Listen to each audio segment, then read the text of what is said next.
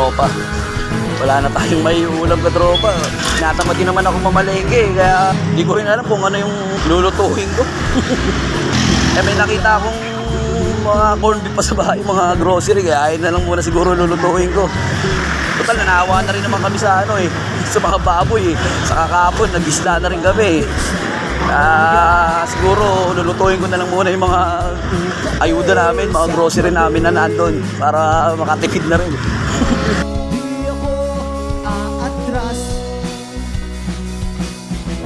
kasi upod ng sarap ng cooking ng ina mo. Ng cooking ng ina mo. Kuya, pwede pa matanggal naman yung kumatanggal eh. Sorry ah. Hi ka muna sa vlog ko. Dalawa po kuya, dalawang bigyan ko. Dalawa? Oo. Hawa mo doon. Hawa mo doon, bigyan mo. Sige. Sabi mo yan ah. Go kuya, kaya mo yan. Ay yata to ay pabili. Thank you.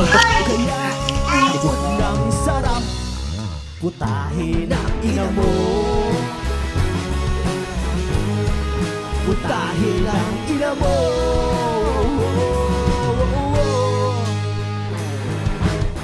Lagi akong dadayo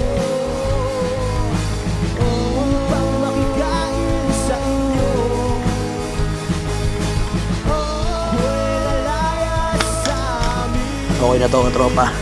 Basta't makatikim ng cooking na ina mo.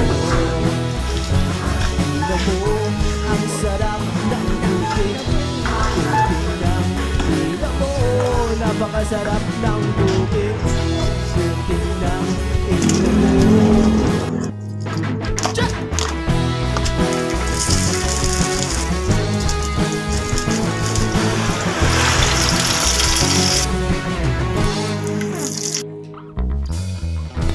Okay talaga ang luto ng iyong ina. Ako'y ganado sa cooking ng ina mo. Paging pancake sa umaga o kape sa gabi. Di ako aatras kasi upod ng sarap ng cooking ng ina mo. Ng cooking ng ina mo.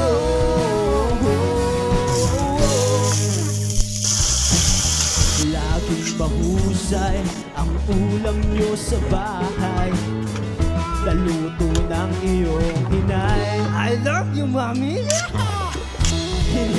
Tara, kain ka, tropa. Gutom na.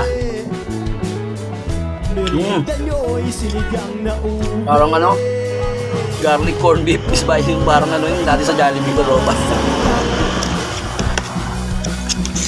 Kaya upod ng sarap. Ang bright. Putahin ang ina mo. Putahin ang ina mo.